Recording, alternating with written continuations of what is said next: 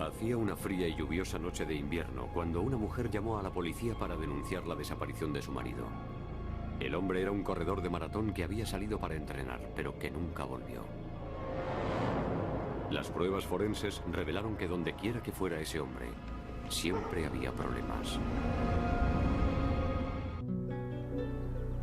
En el corazón del sur de California se encuentra la pequeña localidad de Valley Center.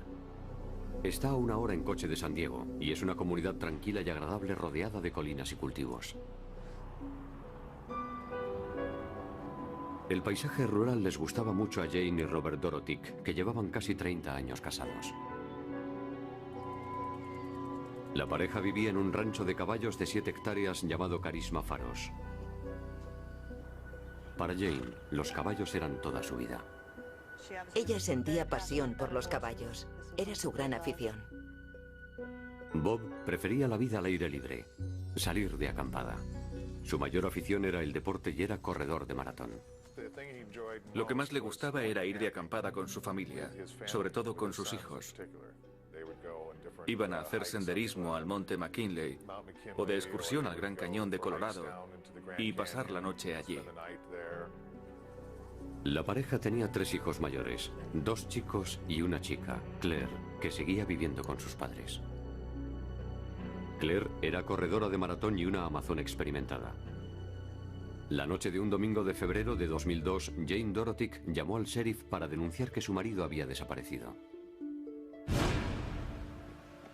Dijo que Bob había salido a correr hacía unas horas y que no había vuelto a casa. Cuando denunció la desaparición, lo primero que pensé fue que, aunque sean deportistas y corran la maratón, puede ocurrir que sufran un infarto o cosas así cuando están corriendo. No era extraño que Bob saliera a hacer largas carreras, pero nunca había estado fuera tanto tiempo. El sheriff y sus alguaciles peinaron toda la zona centrándose en los itinerarios que Bob solía seguir.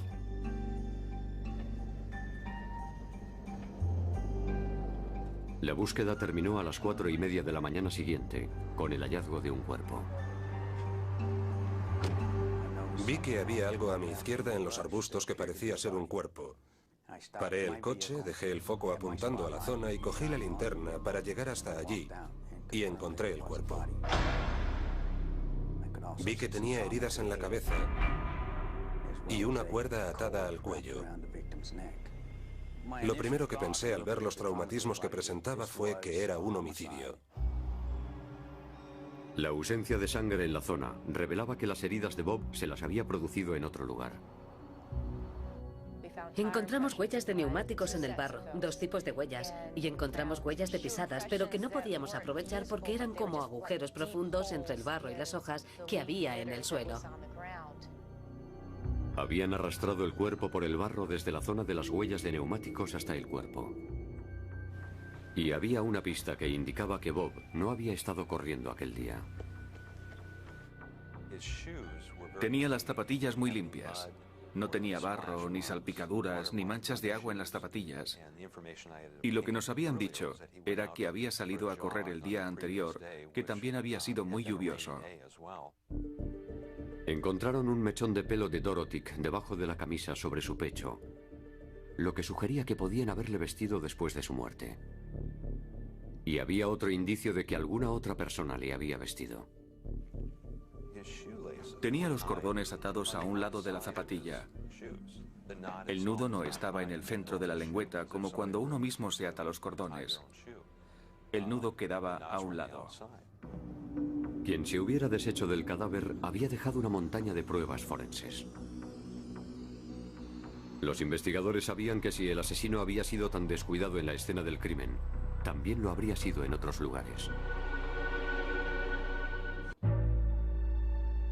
La noticia del asesinato de Bob se extendió rápidamente entre sus amistades y sus familiares. Fue el hijo de Bob, Alex, el que llamó al mejor amigo de su padre. Yo estaba en la cocina con mi mujer y cogí el teléfono y dijo: Jim, soy Alex Dorotic. Ah, hola Alex, ¿cómo estás? Y dijo: no muy bien, acaban de encontrar a Bob asesinado. Y yo casi no podía creerlo. Los científicos forenses empezaron la investigación intentando identificar el vehículo de la escena del crimen. Aprovechando las huellas que había en el barro, midieron la distancia entre las ruedas. El vehículo fue identificado como una camioneta. Después, analizaron las fotografías de las huellas de los neumáticos. Primero hay que observar la anchura de la huella. Hay ruedas de muchos tamaños. Después hay que fijarse en el dibujo. Todos los fabricantes de neumáticos tienen varios dibujos para las cubiertas y cada uno está diseñado para unas condiciones específicas. La camioneta tenía 3 modelos distintos de ruedas. Las huellas se compararon con los miles de neumáticos que hay en el mercado. Vimos que las 2 ruedas delanteras eran de la misma marca, eran de la marca Big O. De María identificó la rueda trasera izquierda como una Firestone radial y la del lado derecho como una rueda modelo Cooper Discoverer.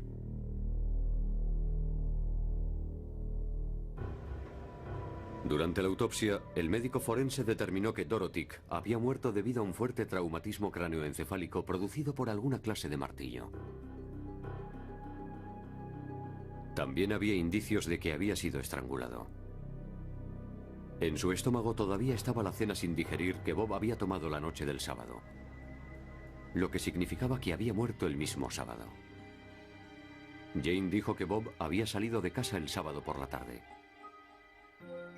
A pesar de su apariencia afable y amable, la investigación reveló que Bob Dorothy y su esposa se habían separado hacía unos años, aunque se habían reconciliado recientemente. Y Bob había tenido algunas discusiones con su mujer y su hija por los costes de mantener el rancho de caballos. Jane y Claire querían invertir más dinero en el rancho para ampliarlo. Y también cabía la posibilidad de que hubiera algún empleado vengativo. El capataz del rancho, Leonel Morales, se había puesto de parte de Claire Dorothy en el debate sobre la ampliación del rancho. Pensamos que merecía la pena investigarlo y nos entrevistamos con él para saber cuándo había sido la última vez que estuvo allí y qué hacía cuando estaba allí. Leonel Morales, Claire y Jane Dorothy negaron cualquier implicación en el asesinato de Bob. Leonel y Claire tenían buenas coartadas. Jane dijo que estuvo todo el día en casa atendiendo a los caballos. Se mostró colaboradora y permitió voluntariamente que la policía registrase su domicilio. Uno de los detectives me apartó a un lado y me dijo: Caroline, estamos haciendo un registro con consentimiento, o sea que solo buscamos sangre o cosas que estén a la vista. No empieces a meterte debajo de las camas, ni revolver cosas, ni abrir cajones. Tenemos que ser lo menos intrusivos que podamos. Fuera había mucho barro y en esa casa había que quitarse los zapatos antes de entrar. Y para ser educada me quité los zapatos y ha sido la única vez en toda mi carrera que he tenido que hacer eso. Los investigadores examinaron la casa prestando especial atención al dormitorio. Y no encontraron nada fuera de lo corriente. Pero la criminalista Caroline Gannett decidió echar un vistazo más de cerca.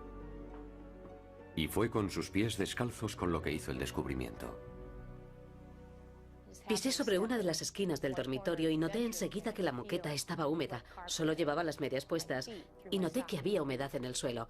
Y me dio un vuelco el corazón porque sabía exactamente lo que significaba. El suelo del dormitorio estaba húmedo, como si hubieran estado limpiando algo recientemente. Y la alfombra tenía una pequeña mancha rojiza. Lo que más me sorprende es lo fácil que habría sido que lo hubiéramos pasado por alto. Si no me hubiera quitado los zapatos, nadie habría encontrado nada en absoluto. Le pregunté a la familia si había alguna razón por la que pudiera haber sangre en el dormitorio. Y la familia, algunos de los miembros de la familia empezaron a darme respuestas. Uno era la hermana de Jane Dorothy, Bonnie Long, que dijo que uno de los perros se había hecho un corte en una pata y que le había estado sangrando. Los investigadores decidieron hacer más pruebas para averiguar si solo era sangre de perro, o tal vez algo más.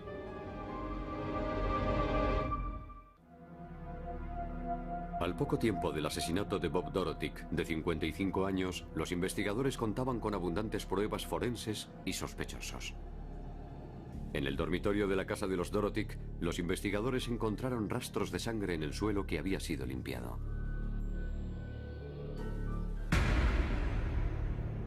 Y cuando observaron más detenidamente, encontraron aún más. Se veía lo que parecían salpicaduras de sangre en la colcha de la cama. Se veía sangre en el cabecero de la cama. Y se veía sangre en la pared detrás de la cama. Y había sangre en la pared de ladrillos y en la estufa de una esquina del dormitorio. Parte de la sangre incluso se había filtrado a un trastero que había abajo. Miramos las salpicaduras de sangre de la pared de la cama y de la pared de ladrillo y todas eran más o menos iguales de tamaño, como de medio milímetro de diámetro poco más o menos, y con una velocidad media, que es lo que suele aparecer en casos de contusiones fuertes. El análisis de Merritt reveló que las salpicaduras de sangre procedían de la parte alta de la cama, donde Bob podría haber estado durmiendo. Las formas de las gotas de la pared y que había junto a la mesilla indicaban la dirección en la que saltaba la sangre, así que pusimos cordeles en la pared, extendiéndolos en esa misma dirección desde distintos puntos hasta que conseguimos ver una zona de convergencia. Esa zona de convergencia indicaba a los científicos forenses la posición de la cabeza de Bob durante el ataque. Merritt también encontró otras salpicaduras de sangre distintas en el techo. Las que suelen producirse cuando se blande un objeto ensangrentado. Había manchas circulares en el techo directamente sobre la vertical de la cama. Eso es indicio de que parten de un objeto en movimiento. Y el segundo indicio son las gotas alargadas, las gotas en línea recta que parten de ese mismo punto. Y vimos gotas en el techo que iban en la misma dirección, hacia la pared. Las pruebas de ADN confirmaron que la sangre era de Bob Dorotic. Basándose en la interpretación de las salpicaduras de sangre, los investigadores dedujeron que la muerte de Dorotic se produjo por una gran herida en la cabeza. La agresión no tuvo lugar en esa carretera. La agresión, según las manchas de sangre, ocurrió en aquel dormitorio. Dentro de la casa, los investigadores también encontraron una cuerda negra, igual que la que apareció atada al cuello de Bob. Le dije a Jane que estábamos seguros y que no había duda de que Bob había sido agredido en el dormitorio, y se quedaron de piedra.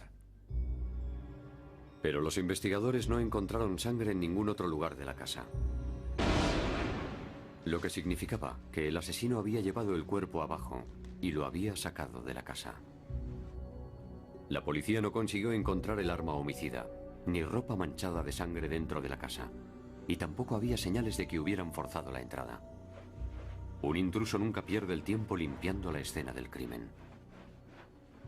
Yo llevo casi 28 años en este trabajo y nunca he visto ni he oído hablar de ningún caso en el que un intruso entrara en una vivienda, asesinara a alguien dentro de la casa y lo limpiara todo después. La policía encontró la camioneta en el garaje. No había ningún rastro visible de sangre, así que los investigadores quisieron averiguar si alguien la había limpiado. Usamos un spray fluorescente. Lo aplicamos sobre casi toda la carrocería, por todo el interior, y encontramos varias zonas que se iluminaban. Había una zona en concreto que resaltaba mucho en la parte trasera de la camioneta. Lo que indicaba que sí había habido sangre y que después se había limpiado. La prueba de ADN que se hizo con los restos de sangre demostró que también era de Bob. La rueda delantera izquierda estaba mirando de frente y veía el dibujo de la cubierta según iba acercándome. Y yo sabía cómo era el dibujo de la huella porque lo tenía grabado perfectamente en mi mente. Y voy acercándome y me acerco más y pienso, tiene que ser esta. Y sigo acercándome y digo, estoy segura de que es el mismo dibujo de la huella. Las cubiertas delanteras eran del tipo Big O. La cubierta de la rueda trasera derecha era una Cooper Discoverer. La cubierta de la rueda trasera izquierda era una Firestone radial. Todas con dibujos idénticos a los que aparecieron en la escena del crimen. La camioneta, de color blanco, estaba registrada a nombre de Jane Dorotic. Antes de salir de la casa, los investigadores encontraron una prueba más. Había una papelera con varias jeringuillas, y una de ellas era una jeringuilla de grandes dimensiones. El tipo de jeringuilla que suele utilizarse para los animales. La jeringuilla contenía restos de un potente tranquilizante para caballos llamado acepromacina. Se conoce por el nombre de Mellow Yellow y viene de una canción de los años 60. Ni con 3 amarillas se dormiría mi caballo. Los análisis de toxicología no detectaron acepromacina en la muestra de sangre de Bob, aunque la sustancia podía estar presente en cantidades demasiado pequeñas para ser detectadas. En el cuerpo de la jeringuilla había una huella dactilar con sangre. La sangre era de Bob Dorotic y la huella era de Jane. Siempre se dice que la mejor prueba que se puede encontrar en una escena del crimen es la huella de un sospechoso con la sangre de la víctima. ¿Y cómo se puede explicar eso? 3 días después de que Bob Dorotic apareciera muerto junto a una carretera, su mujer Jane era detenida y acusada de asesinato.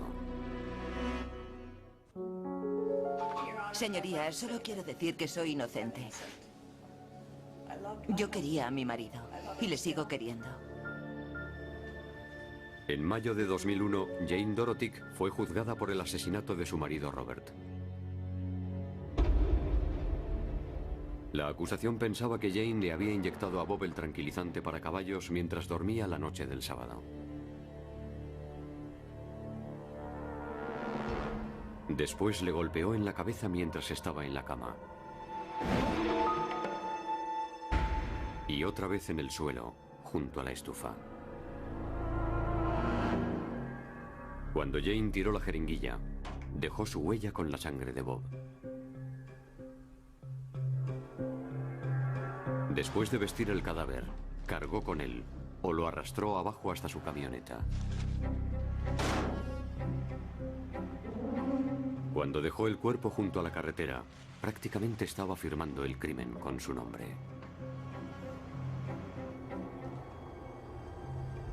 Las zapatillas limpias eran la prueba de que no había estado corriendo. Los cordones demostraban que otra persona se los había atado.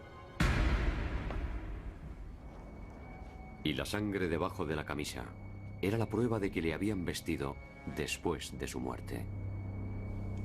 Y además estaban las huellas de neumáticos de la camioneta. Unos amigos vieron a Jane el domingo por la tarde en un centro comercial cercano donde, según la acusación, podría haberse deshecho de la ropa ensangrentada y el arma homicida. Todas las pruebas obtenidas apuntaban a Jane Dorotic. Había muchas piezas del puzzle y cuando se juntaron todas, salía Jane Dorotic. El móvil parecía ser el dinero. Jane quería invertir mucho dinero en los caballos, en cuidado de los caballos y mantenimiento de los caballos. A él no le importaba la afición de Jane y Claire por los caballos, pero solían discutir mucho por la cantidad del presupuesto familiar que había que destinar a eso. 2 años antes, cuando la pareja se separó, Jane averiguó que bajo las leyes de California tendría que pasarle una manutención a Bob en caso de divorcio, ya que ella era la que más ingresos tenía. Bob me dijo que ella estaba muy disgustada con la perspectiva de tener que pasarle dinero, que se ponía furiosa y que empezaba a amenazarle. Encontramos algunas cartas con fecha del viernes anterior a su muerte en las que solicitaba un puesto de trabajo. Tal vez pensara que aquello no iba a funcionar y que era mejor divorciarse, y ella no estaba dispuesta a pasarle una pensión. En el juicio, la defensa alegó que Claire Dorotic había matado a Bob Dorotic con la ayuda de Leonel Morales. Presentaron una carta que Claire había escrito a su padre cargada de hostilidad hacia él por supuestos abusos.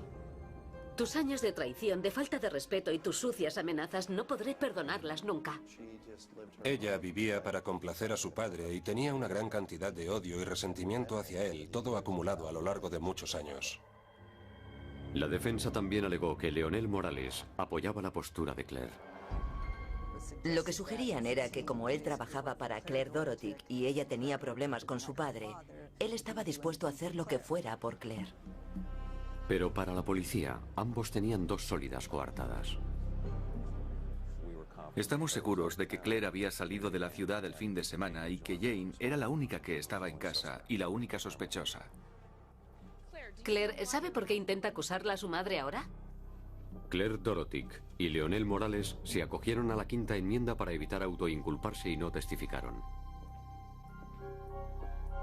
Jane no dio ninguna explicación para justificar por qué estaba su huella con la sangre de su marido en una jeringuilla que contenía un tranquilizante para caballos.